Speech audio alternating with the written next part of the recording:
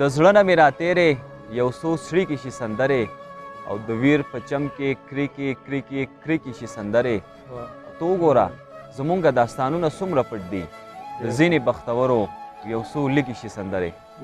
السلام علیکم ګرانو ملګرو، وحید الله خان یم، سوات پوهنتون دی او د صحافت یا د جرنالیزم څانګه ده. دا څومره ملګري چې تاسو زما په خوا او شا کې وینئ د دې ټولو تړون د صحافت د څانګې سره دی.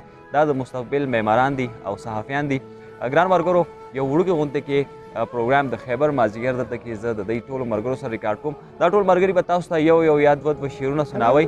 ټول نه مخکې عصمت الله فاروقي صاحب ته زه خواست کوم چې هغوی زموږ سره یو څو شعرونه را شریک کړي. آینه بعد دا نور ملګري دي دی به هم شعرونه را شریک کوي. عصمت الله صاحب یو څو شعرونه را شریک کړي. ډېره مننه وحید الله خان.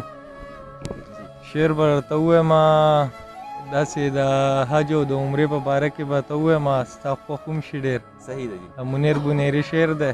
حج وایي حج دې مبارک شه او په خیر رالی.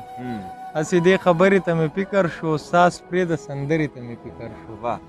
وینې مې خدایه زه په چا بې ځایه تنقید نه کومه، خو دا مې د کعبې سره ویستلی دی، دا مې د روضې سره ویستلی دی، دا مې د زمزم اوبه په لاس کې دي، دا مې د هغې سره ویستلی دی. یا جي صاحب وا جي صاحب دا څه کوې، یا جي صاحب وا جي صاحب دا څه کوې، تا بلا خوارۍ په سینله وکړلې، تا بلا روپۍ په سینله وکړلې، تا بې تصویرانو نه هېڅ رانه وړو، تا بلا خوارۍ په سینله وکړلې. نه دا ریا تا سره خوند نه کوي، موږ پورې خندا تا سره خوند نه کوي. هر عمل د دې دپاره مه کوه، هر څه د نامې دپاره مه کوه. مینه د خدای او د رسوله جي دا د دیکاوې دپاره مه کوه. مینه د خدای او د رسوله جي دا د دیکاوې دپاره مه کوه. هر څه خدای لیدلی دي خو غلی دي. تا یو د کعبې نه طواف ونه کړو، داسې ډېر راغلی دي خو غلی دي. پیره دا پیر را باندې بد لګي، دغه سور کافر را باندې بد لګي، دا چې په احرام کې دې ویستلی دی دغه یو تصویر را باندې بد لګي. نور دې عملونه خدای قبول کړه ټول، بل دې دا منځونه خدای قبول کړه ټول، دا چې دې په منډو منډو کړي دي دغه طوافونه خدای قبول کړه ټول. ډېره مننه وحید الله ورور. د عبید ملنګ یو څو شعرونه مې ډېر زیات خوښېږي، به تاسو ټول ته ډالۍ کړم چې هر یو ښکلی لکه بت د سومنات چې جانان یې کمه، مینه پکې قات چې د حساس ضمیر خاوند یې مصاحبه، د حساس ضمیر خاوند یې مصاحبه، په وړه وړه خبره مې زړه مات سي او د دنیا د چارو لاس کله وباسي، د دنیا د چارو لاس کله وباسي چې د ښې بدې نه وځي د جومات سي. او عصمت د باچا خان په حواله یو شعر وی د منیر صاحب، نو زه به هم په دغه کې یو شعر ویم چې ما په دې شرط د یارۍ لاس درله درکړی و چې، ما په دې شرط د یارۍ لاس درله درکړی و چې ته که په لار د باچا خان زینو ملګری دی یم. ډېره مننه. واه ډېره زیاته مننه صاحب، ډېره مهرباني. ما له خو ډېر شعرونه نه راځي، خو دا یو شعر به درته ووایم چې وایي نه غوسه یم نه عادت یم د شرابو، نه غوسه یم نه عادت یم د شرابو، او زه پښتون یم قدرتي مې سترګې سرې دي. او یو شعر بل دی وایي چې ګل په بوټي کې مزه کوي شو کول نه، ګل په بوټي کې مزه کوي شو کول نه، او د یار تش دیدن مزه کوي تنګول نه. ډېره مهرباني.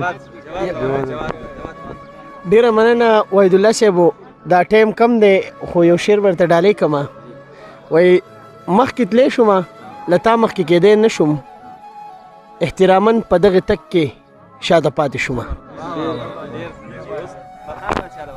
بسم الله الرحمن الرحیم. د ټولو ناول خو زه وحید الله خان ته د وحید الله خان ډېر غټ شکر گزار یم چې د زه خپل غونډې ته راوستم، او بلکې زموږ ټول ملګري ناست دي، ټولو ته په خیر رالی وایم. زه به راته یو شعر ووایم چې وایي چې ہم سایه‌دار پیڑ زمانے کے کام آئے، ہم سایه‌دار پیڑ زمانے کے کام آئے، جب سوکھ جائے تو جلانے کے کام آئے. اور یہ راز کسی کو نہیں معلوم کہ مومن قاری نظر آتا ہے، حقیقت میں ہے قرآن. یہ راز کسی کو نہیں معلوم کہ مومن قاری نظر آتا ہے، حقیقت میں ہے قرآن. اور یو شعر به درته زه بل ووایم چې ندی کے پاس گھر تھا میرا، ندی کے پاس گھر تھا میرا، غموں کا پالا ہے، غموں کا پالا ہے، خبر ملی ہے کہ سیلاب آنے والا ہے، میرے پاس کوئی بلا نہیں آ سکتا کیونکہ میرے ماں نے مجھے بلاؤں میں پالا ہے. دا یو شعر دی، زه به ته ډالۍ کړم. وای د کراماتو نه خالی نه یم د کراماتو نه د کراماتو نه خالی نه یم ملګرو خیر دی که ولی نه یم زبردست واه واه واه ډېر ښه دی زارا ډېره زیاته مننه ډېره زیاته مننه ګرانو ملګرو دا او د خیبر د مازدیګر یو مختصر غوندې پروګرام د سوات پوهنتون نه ستاسو په خدمت کې پیښ شو ګرانو ملګرو د دې سره زموږ دا نننی وړوکې غوندې خپرونه خپل سر ته رسي انشاءالله راتلونکي پروګرام کې به یو بلې غونډې سره ستاسو په خدمت کې حاضرېږو تر هغه وخته پورې موږ ټولو له د سوات پوهنتون نه اجازت راکوي په دې تمې سره چې چېرته هم یئ الله پاک مو ښاد آباد او خوشحاله ساته د لوی الله په امان